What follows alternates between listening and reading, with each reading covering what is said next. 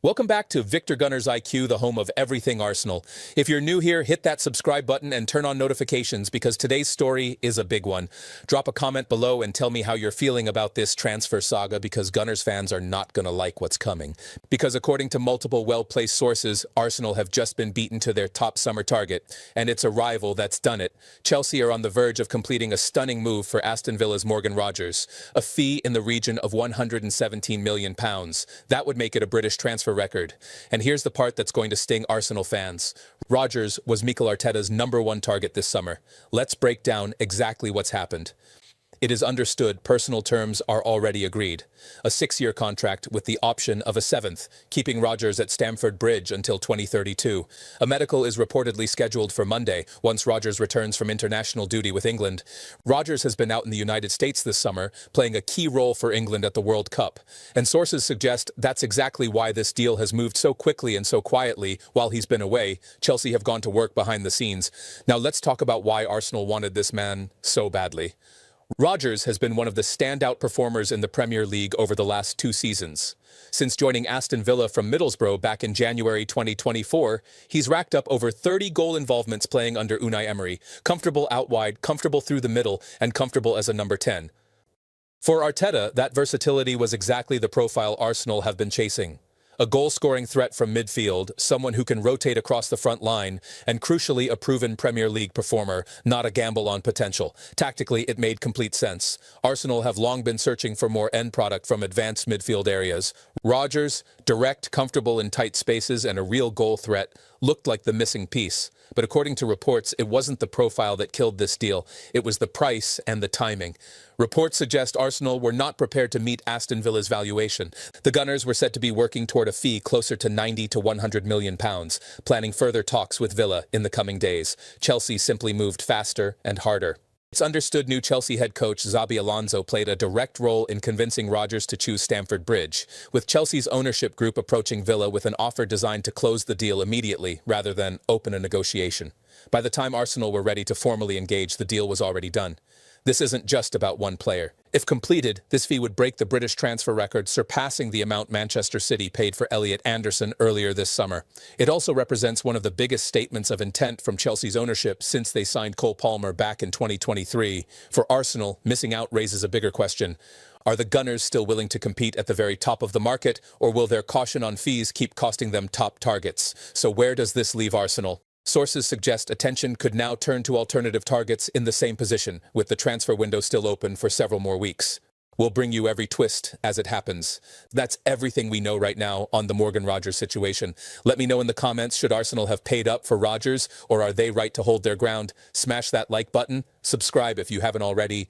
Julián Álvarez wants out of Atletico Madrid. Here's what we know. According to reports out of Spain, Álvarez has told his club he wants to leave this summer. He's chasing a personal dream, and that dream, most sources agree, has a name: Barcelona. But this is where it gets interesting for us. Arsenal news today isn't just about Barcelona's chase. The Gunners have been active in the forward market and would see Álvarez as a high-quality addition, with Arteta reportedly excited by his ability to lead the line in big games. And here's the twist: Álvarez is under contract at Atletico until 2030, and the club considers him completely untransferable, refusing to even entertain approaches from Arsenal or Barcelona. Sounds like a wall. But walls in football transfers have a habit of coming down, because any interested club would first have to get past his release clause, reportedly set at around €500 million. Let that number sink in. Even so, Barcelona president Joan Laporta has confirmed a serious offer is already on the table for Álvarez, though he's warned it won't stay open forever. But that is not the only update. Reports also suggest a fee north of £120 million could be required, and that Álvarez himself may lean toward Barcelona over a return to England. So where does that leave Arsenal? Simple. Arteta needs a proven, ruthless finisher who can lead the line and drop deep to combine exactly what Álvarez offers. A World Cup winner, a striker with elite work rate, a player who fits Arteta's system like a glove. Álvarez as the false nine, dropping into pockets, dragging center-backs out of position while runners exploit the space behind. It is the exact profile Arteta has been searching for. Honestly, right now the smart money says Barcelona hold the edge. But football moves fast, and could this change everything for Arsenal if Barca's offer stalls? If Álvarez does arrive at the Emirates, expect Arteta to lean into a front three built around movement and interchange a shape designed to isolate defenders and create overloads in the final third. The key battle? Álvarez against the Premier League's most physical centre-backs. His movement, though, could be the great equalizer. Would you want Arsenal to go Allen for Julián Álvarez? Drop your answer in the comments right now. According to reports in France, William Saliba could be out for 4 to 5 months after aggravating a long-standing back problem during France's World Cup semi-final against Spain. For a team built on control structure and defensive certainty, that is the kind of blow that can change the shape of an entire campaign. Saliba's exit from that semi-final was alarming, both in how it looked and in what it suggests. It is understood he had been carrying this back issue for months, managing it, not solving it, reduced training, pain management, a routine reportedly mirrored by both France's medical staff and Arsenal's own. This wasn't a sudden injury. This was a problem that had been quietly building for a long time. Sources close to the France camp suggest Saliba privately told teammate Dayo Upamecano that he simply couldn't manage the pain any longer. Strong words from a player known for his composure. The expected next step, according to reports, is surgery, which means Arsenal may be without one of their most important players for a significant chunk of the season.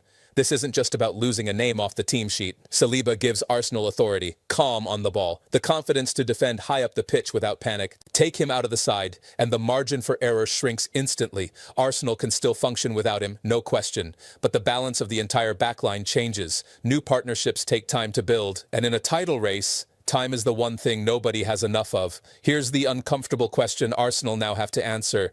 If the club has already been planning for defensive reinforcements with the expectation that Saliba could be sidelined for months, then recruitment priorities may shift from optional to urgent almost overnight. Depth looks like a luxury in July. By August, it can look like a necessity. And this is exactly the kind of story Arsenal fans dread, because it feels painfully familiar. Too many promising seasons have started with optimism, only to collapse under the weight of 1 or 2 key injuries. Saliba isn't just another centre-back, he's the player everything else is built around. Nobody expects a club to wrap its players in cotton wool, especially when those players are desperate to represent both club and country. But months of pain management, painkillers, and reduced training, that is language that should set off alarm bells for any medical department. Arsenal needs certainty here. They need to be protecting their most important assets, not simply patching them up until something eventually gives way. From a supporter's point of view, the frustration writes itself. At the top of the table, the margins are razor thin. Lose a player of Saliba's importance for 4 to 5 months, and the entire season can tip out of balance before autumn has even properly started. Recruitment now becomes critical. Arsenal cannot simply drift into the market and hope for the best. They need a centre-back who can start immediately, cope under real pressure, and protect the high, aggressive defensive line this team is built on. Sentiment won't save a title challenge, planning might. Stay locked in to Victor Gunner's IQ for every update on Saliba's recovery and Arsenal's response in the transfer market. Hit subscribe so you never miss a story before anyone else does.